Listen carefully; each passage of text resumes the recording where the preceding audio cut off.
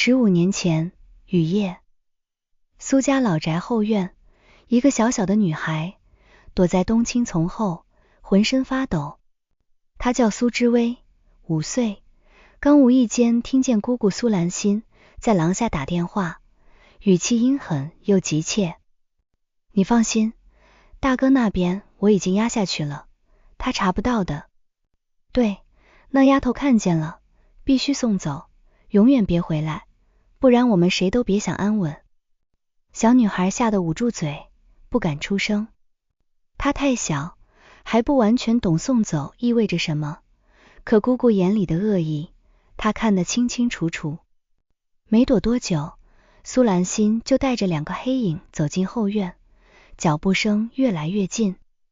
苏之薇慌不择路，跌跌撞撞往雨夜深处跑，冰冷的雨水打在脸上，混着眼泪，视线模糊。她不知道跑了多久，直到体力不支，一头栽在路边，高烧昏了过去。再醒来时，她躺在一个简陋却温暖的小屋里，一对普通夫妇守在床边，眼神温柔。男人叫赵浩，女人叫银月，是一对善良的普通人，没有孩子。捡到他时，他高烧太久，已经说不出话，像被抽走了声音的小鸟。他们给他取名赵小雨，从此世上再无苏家大小姐苏之薇，只有一个安静、听话、不会说话的女孩，在平凡的小家里慢慢长大。养父母从不隐瞒她是捡来的，但从不提她的过去，只把所有爱都给了她。赵小雨安静、懂事，因为不能说话，她习惯了观察，习惯了隐忍，也习惯了把情绪藏在心里。她长得清秀，眉眼干净，身上有一块小小的胎记，在锁骨下方像一朵淡色的小薇花。15年一晃而过，赵小雨20岁，虽然依旧不能说话，却凭着过人的设计天赋，考上了城里最好的设计学院。毕业前，拿到了苏氏集团实习 offer。苏氏集团，海城顶尖企业，苏家产业。报到那天，他站在苏氏大楼前，仰头看着高耸的玻璃幕墙，心里莫名发紧。一种遥远又模糊的恐慌，像潮水一样涌上来，压得他喘不过气。他不知道为什么，只觉得这里让他不安，像靠近了一场深埋多年的噩梦。人事部把他分到设计部，第一天上班，他安静坐在角落，认真画图，不多看，不多听，更不多说。可麻烦，偏偏主动找上门。设计部的实习生里，有个叫孟瑶的女孩，家世不错，心气高。见赵小雨沉默寡言，穿着普通，又不爱凑群，便下意识把她当成软柿子。哟，新来的，哑巴啊。孟瑶故意把咖啡不小心泼到赵小雨的设计稿上，语气轻佻。真是可惜了这张纸，不过也是，你这种人再努力又能怎么样？周围几个实习生跟着哄笑，眼神里带着轻蔑。赵小雨抬起头，眼神平静，没有愤怒，也没有委屈，只是默默拿出纸巾，一点点擦干净稿纸，然后重新拿起笔，继续画。他的平静，在孟瑶眼里成了懦弱。装什么清高？孟瑶上前一步，伸手就要推他。我跟你说话呢，你听见没有？就在这时，办公室门口传来一道低沉冷冽的男声。住手！所有人回头，门口站着一个身形挺拔的男人，黑色高定西装，眉眼锋利，气质金贵疏离，周身带着不容冒犯的压迫感。苏少杰，苏家2公子，苏氏集团副总。孟瑶脸色瞬间变了，立刻收回手，低下头，语气讨好。二少，我只是跟他开玩笑。苏少杰目光落在赵小雨身上，眉头微蹙。女孩低着头，侧脸清秀，锁骨处隐约露出一点淡色胎记。不知为何，他心头莫名一跳，一种说不出的熟悉感涌上来。公司不是闹事的地方。苏少杰语气冷淡。再让我看见一次，滚！孟瑶脸色惨白，不敢再多说一句，悻悻退开。办公室恢复安静，苏少杰没再多留，转身离开。走到门口时，他又回头看了一眼那个安静低头画图的女孩，心里的疑惑更重。为什么她的眉眼，她身上那股安静又倔强的气质，还有那块隐约可见的胎记，都让他觉得无比熟悉。而赵小雨，在他转身离开的瞬间，指尖微微颤抖。他不知道他是谁，可他身上的气息让他莫名心慌，像靠近了一段被刻意尘封的恐惧记忆。他不知道这场相遇只是一个开始。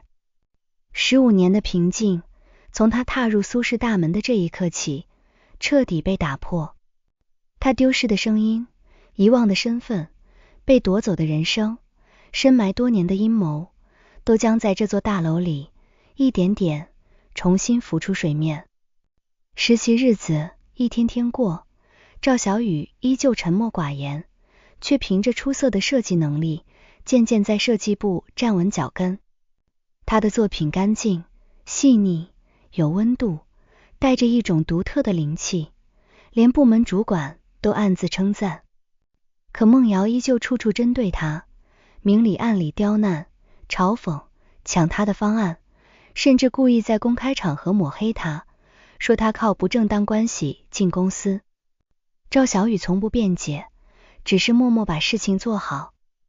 他知道多说无益，他没有声音，没有背景，在这里唯一能依靠的只有自己。苏少杰偶尔会来设计部，每次目光都会不自觉落在赵小雨身上。他越来越觉得这个女孩奇怪，安静、隐忍，眼神干净却藏着故事。身上的胎记、眉眼轮廓，都像极了15年前失踪的那个小丫头。苏家从不对外多提当年的事，只说大小姐苏之薇幼年意外走失，多年来一直没放弃寻找。苏少杰是看着那个小丫头长大的，当年她失踪，家里乱成一团。大哥苏少泽最后疯了一样找了很久，最后却毫无线索，成了全家心底的痛。苏少杰不敢深想，可心底的猜测越来越重。他开始有意无意关注赵小雨，默默帮他挡掉一些麻烦，不动声色打压孟瑶的刁难。他从不主动和他说话，只是偶尔在他被欺负时冷冷一句，就能让对方不敢再放肆。赵小雨能感觉到他的维护，心里感激，却也更加警惕。他总觉得这个男人和他的过去有着某种看不见的联系。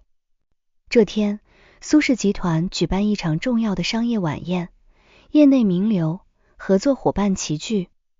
设计部需要派实习生到场帮忙，赵小雨和孟瑶都在名单里。晚宴奢华盛大，衣香鬓影，觥筹交错。赵小雨穿着简单的素色礼服，安静站在角落，格格不入。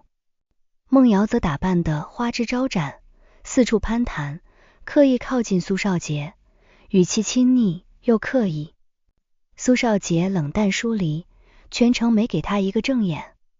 晚宴进行到一半，孟瑶端着2杯红酒走到赵小雨面前，脸上带着不怀好意的笑。赵小雨，你不是很能耐吗？怎么躲在这里像个透明人？来，陪我喝一杯。赵小雨摇头，拒绝。不给面子。孟瑶眼神一狠，我看你是给脸不要脸。话音未落，孟瑶抬手将一整杯红酒狠狠泼向赵小雨。红色的酒液瞬间浸透他的素色礼服，狼狈不堪。周围瞬间安静下来，所有人的目光都聚焦在他身上，带着看热闹、嘲讽、轻蔑的神色。孟瑶得意一笑，我就是泼你了，怎么着，像你这种没背景、不会说话的哑巴，也配待在这种场合？赵小雨站在原地，浑身湿透，冰冷的酒液贴着皮肤，更冷的是人心。他没有哭，没有怒，只是静静看着孟瑶，眼神平静的可怕。就在这时，一道身影大步走来。苏少杰脸色阴沉的吓人，周身气压低到极致。他脱下自己的西装外套，快步走到赵小雨身边，将外套紧紧裹在他身上，挡住他的狼狈。谁准你动他的？苏少杰声音冰冷，眼神里的戾气几乎要溢出来。孟瑶吓得浑身一哆嗦，脸色惨白。二少，我只是跟他开玩笑。开玩笑？苏少杰冷笑，泼人一身红酒叫开玩笑？他没再看孟瑶，转头看向身边的助理，语气冰冷，通知人事部，孟瑶立刻开除。另外，联系合作方全面封杀，以后海城任何一家公司都不准录用他。不要，二少，我错了，我再也不敢了，你饶过我这一次。孟瑶吓得跪倒在地，痛哭求饶。苏少杰眼神都没给他一个，扶着赵小雨转身离开晚宴大厅。走到安静的走廊，苏少杰停下脚步，低头看向怀里的女孩。他低着头，长发遮住脸，看不清表情，肩膀微微颤抖。没事了。苏少杰声音放软，带着一丝不易察觉的心疼。有我在，没人再敢欺负你。赵小雨缓缓抬头，眼眶通红，眼里有泪光，却强忍着没掉下来。他看着苏少杰，嘴唇动了动，却发不出声音。他想问他，为什么帮我？为什么对我这么好？可他问不出口。苏少杰看着他泛红的眼眶，看着他眼里的委屈、倔强、恐惧，心里一紧，终于忍不住轻声开口，你是不是苏之薇？这三个字像一道惊雷，狠狠劈在赵小雨心上。他浑身一震，脸色瞬间惨白，猛地后退一步。苏之薇这个名字像一道被深埋15年的封印，在这一刻被狠狠撕开。他怎么会忘了？他不是赵小雨，她是苏之薇，苏家的大小姐。15年前被姑姑苏兰心陷害、丢弃，差点害死的那个小女孩。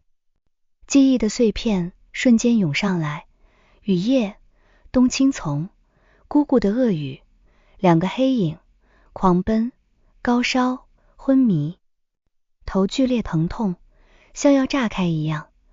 他捂住头，浑身发抖，眼前一黑，直直倒了下去。苏少杰抱着他，心脏狠狠一缩。是他，真的是他，15年了，他终于找到他了。赵小雨再次醒来时，躺在一间宽敞奢华的卧室里，柔软的大床，精致的装潢，窗外是开阔的庭院，阳光透过落地窗洒进来，温暖却陌生。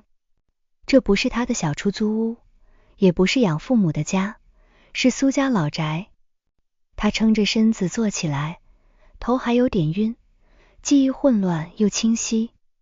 苏少杰的那句你是不是苏之薇，像烙印一样刻在脑海里。门被轻轻推开，一个穿着华贵、气质温婉的中年女人走进来，眉眼温柔，眼底带着小心翼翼的关切。是苏夫人，林婉。林婉走到床边，看着他，眼眶泛红，声音带着哽咽，微微，你醒了。赵小雨看着他，眼神警惕又茫然。林婉是苏少泽和苏少杰的母亲，当年最疼这个小女儿。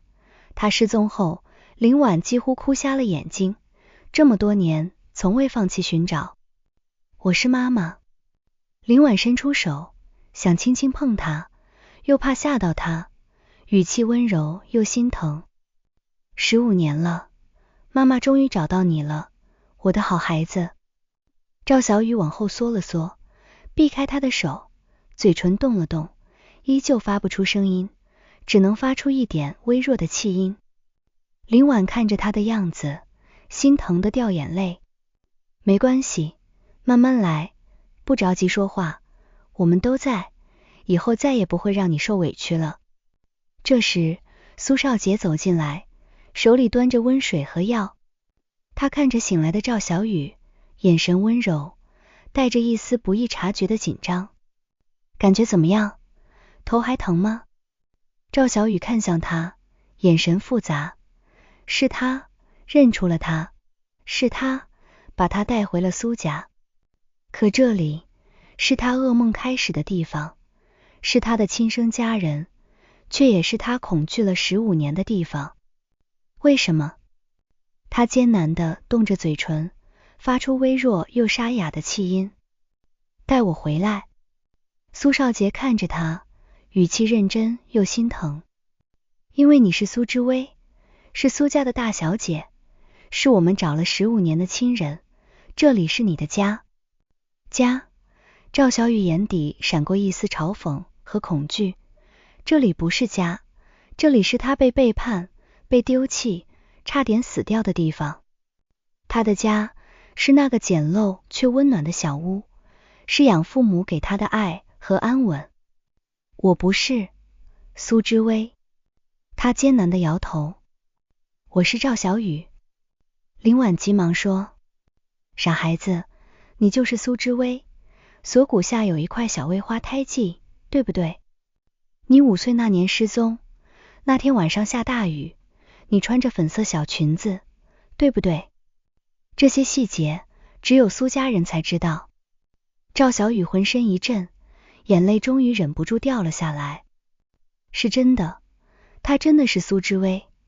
15年前，她被自己的亲姑姑苏兰心陷害、丢弃，生死未卜。而她的亲生家人找了她15年，愧疚、委屈、恐惧、怨恨、茫然，无数情绪交织在一起，压得她喘不过气。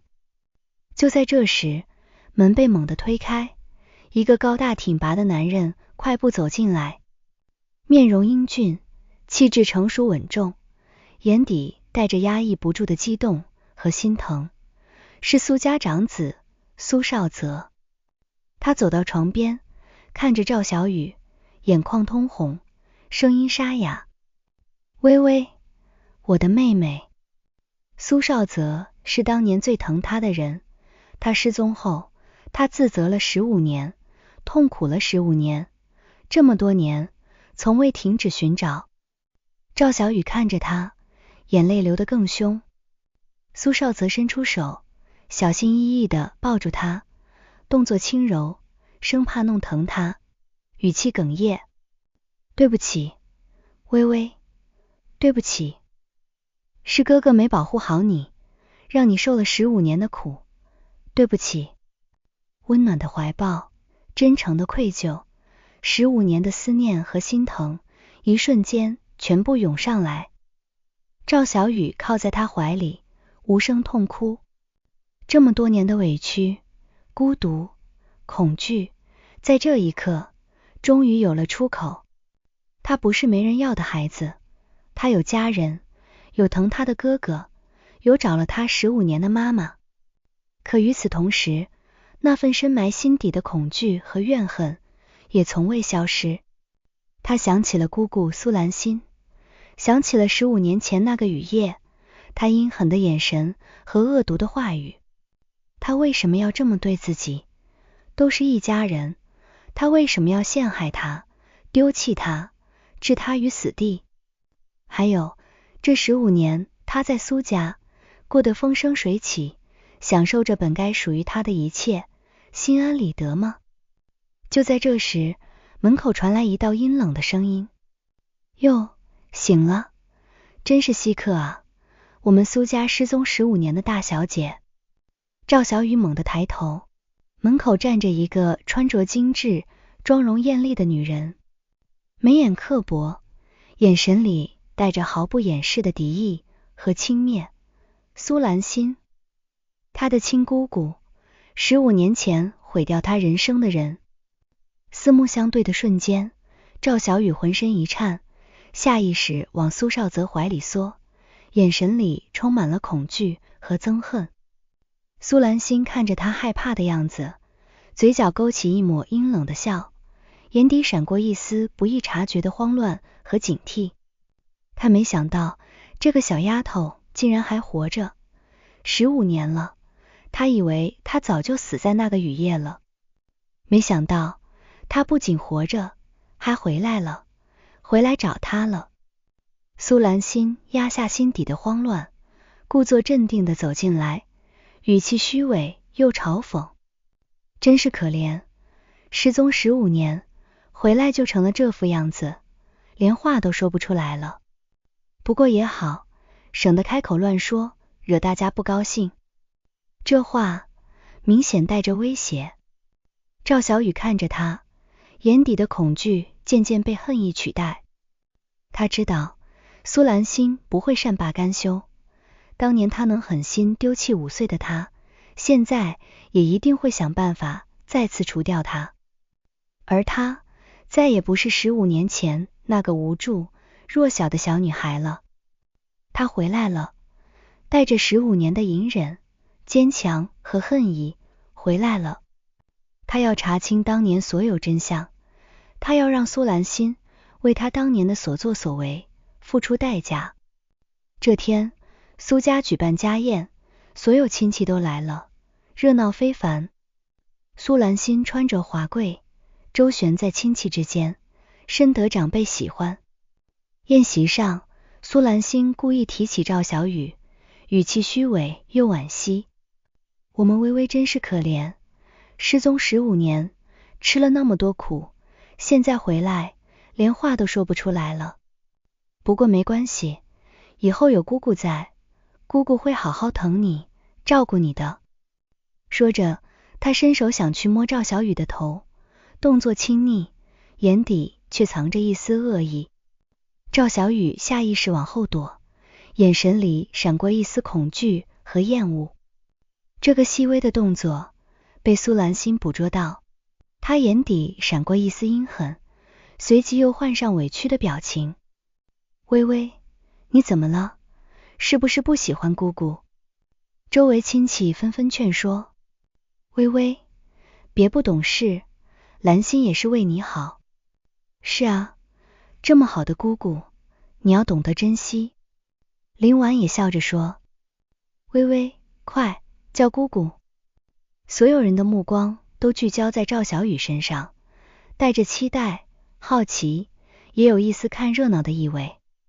赵小雨看着苏兰心虚伪的脸，看着她眼底隐藏的恶意，15年前的恐惧再次涌上心头，头又开始剧烈疼痛，眼前发黑。他猛地站起来，踉跄着往后退，嘴里发出痛苦的呜咽声，眼神里充满了恐惧和抗拒。不要！话音未落，他眼前一黑，再次晕倒在地。微微，苏少杰第一个冲过去，一把抱住他，语气慌乱心疼。宴席瞬间大乱。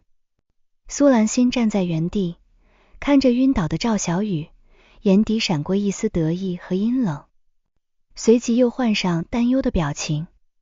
怎么会这样？是不是我哪里做错了，吓到他了？林婉急忙摆手，不关你的事，是微微身体太虚弱了。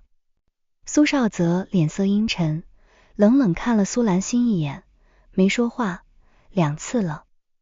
只要苏兰心靠近，或者提起当年的事，微微就会失控晕倒，这绝不是巧合。难道当年的事真的和苏兰心有关？苏少泽心里的疑惑越来越重，而苏兰心看着混乱的场面，嘴角勾起一抹不易察觉的冷笑。苏之薇，你以为你回来了就能斗得过我？太天真了。当年我能让你消失15年，现在我照样能让你再次身败名裂，甚至彻底消失。晕倒的赵小雨被扶回房间休息。醒来后，他坐在窗边，看着窗外的夜色，眼神平静，却带着一丝坚定。他知道苏兰心不会放过他，而他要开始反击了。第一步就是找到当年的证据，揭穿苏兰心的真面目。他想起了养父母，当年他被捡到的时候，有没有什么东西，有没有线索？第二天，赵小雨悄悄离开了苏家，回到了养父母的小家。养父母看到他回来，又惊又喜，也很心疼。赵小雨用文字和他们交流，询问当年捡到他时的细节。养父母回忆了很久，说当年捡到他时，他身上只有一块小小的刻着苏字的玉佩，还有一件粉色小裙子，除此之外什么都没有。玉佩，赵小雨眼睛一亮，那块玉佩是苏家的信物，每个嫡系子女都有一块，刻着自己的名字，他的那块刻着一个微字。当年他慌乱逃跑时，玉佩不小心掉在了地上，被养父母捡到，一直保存到现在。养父母把玉佩拿给他，一块小小的温润的玉佩，上面刻着一个清晰的微字。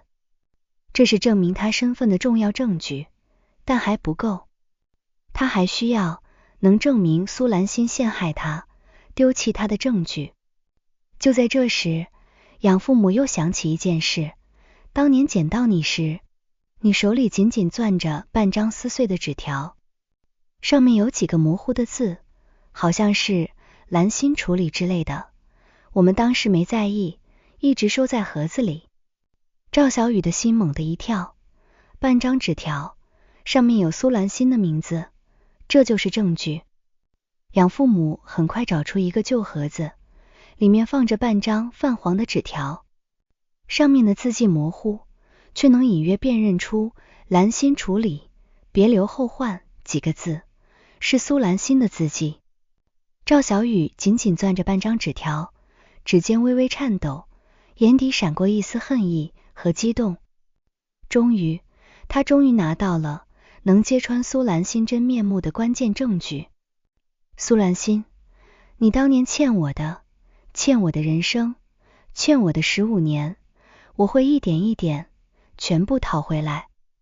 拿到半张纸条和玉佩后，赵小雨心里踏实了很多，这是他扳倒苏兰心的第一步，也是最关键的一步。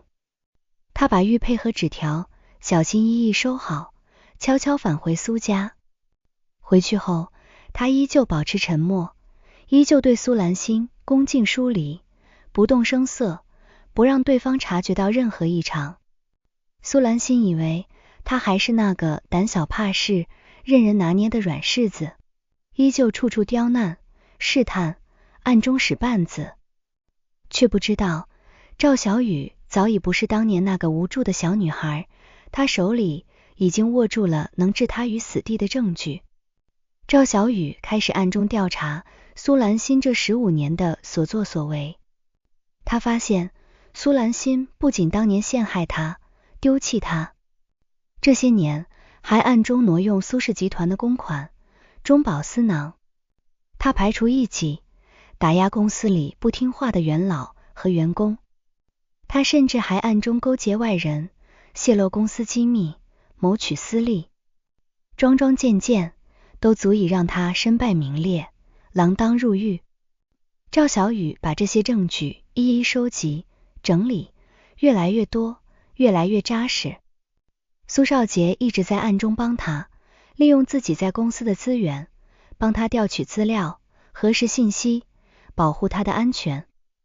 他看着赵小雨冷静、隐忍、一步步布局的样子，心里既心疼又敬佩。心疼他经历了这么多苦难，变得如此坚韧、隐忍；敬佩他的冷静、理智、勇气，明明心里藏着那么多恨和痛，却能不动声色，步步为营。微微，苏少杰私下里问他，你打算什么时候动手？赵小雨看着他，眼神坚定，用文字回复，等一个合适的机会，一击即中，让他再也没有翻身的可能。他要的不是小打小闹，不是让苏兰心受一点小惩罚，他要的是让他身败名裂，失去一切，为他当年的所作所为付出最惨痛的代价。这个机会很快就来了。苏家年度股东大会也是苏家最重要的场合，所有股东、元老、家族核心成员全部到场，公开透明，万众瞩目。这是苏兰心最在意、最想巩固自己地位的场合，也是他最放松警惕、最得意的时候。赵小雨决定，就在这一天，当众揭穿苏兰心的所有罪行。股东大会当天，会场庄严肃穆，气氛紧张。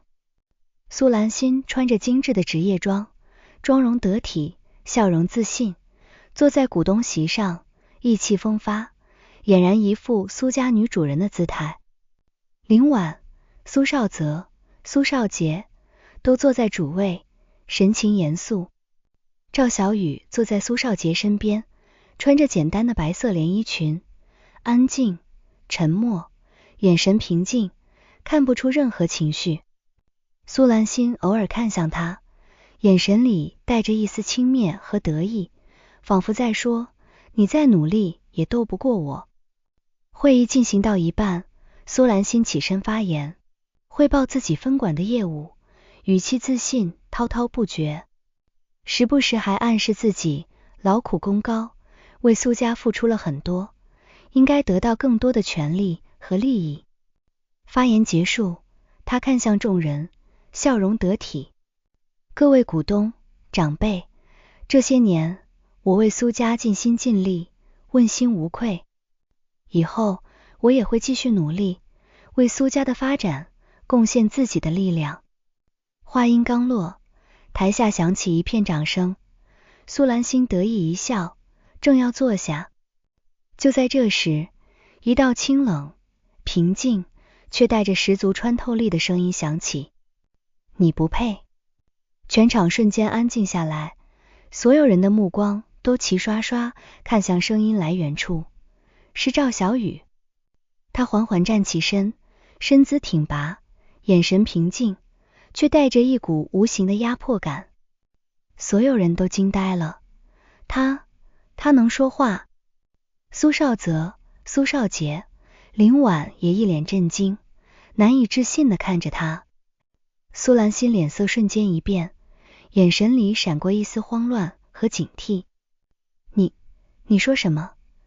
你怎么能说话？赵小雨看向他，眼神冰冷，没有一丝温度。我能不能说话不重要，重要的是你，苏兰心，这些年你做的那些事，你心里清楚。苏兰心强装镇定，厉声呵斥，你胡说八道什么？我做了什么？你别血口喷人。血口喷人。赵小雨勾唇，嘴角勾起一抹冰冷的嘲讽。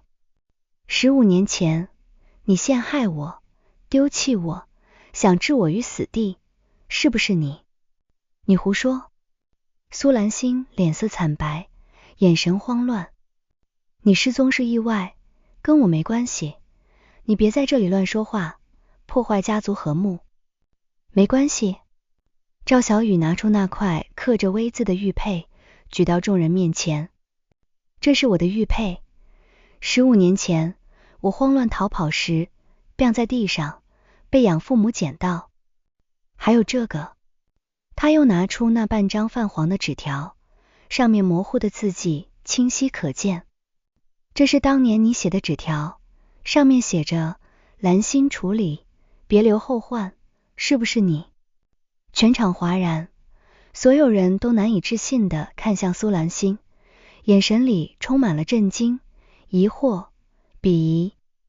苏兰心浑身发抖，脸色惨白如纸，眼神里充满了恐惧和慌乱。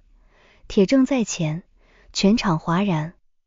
苏兰心彻底慌了阵脚，苏少杰同步起身，当众公示所有核查资料，桩桩铁证，清晰详实，无可辩驳。苏兰心精心伪装15年的温柔和善、顾家明理的面具，在众人面前彻底碎裂。他蛇蝎心肠、自私狠毒、贪婪妄为的真面目暴露无遗。往日依附追捧他的族人瞬间倒戈，全场指责声此起彼伏。众叛亲离的苏兰心彻底崩溃，瘫软在地，痛哭求饶，可再也无人怜悯半分。苏家宗族当场裁定，废除苏兰心所有家族身份、职权，将其永久逐出苏家。所有犯罪证据同步移交司法机关，数罪并罚。等待苏兰心的，终将是法律的严惩与牢狱的余生。转眼时光荏苒，阳光和煦的海边，苏少杰单膝跪地，手持钻戒，向挚爱告白。他细数过往亏欠与守护，承诺余生岁岁相伴，不离不弃，倾尽所有温柔，护他一生安稳顺遂。历经爱恨纠葛，风雨并肩，苏之薇早已看清他的真心，动容点头，应允余生相守。盛大温柔的婚礼如期而至，没有阴谋算计，没有恩怨纠葛，只剩满心欢喜与真挚祝福。从此，过往黑暗尽数散尽，万般温柔如期而至。苏之薇褪去半生风雨，收获圆满亲情、滚烫爱情与顺遂事业。与苏少杰岁岁相守，年年向暖，余生安然无忧，岁岁皆甜。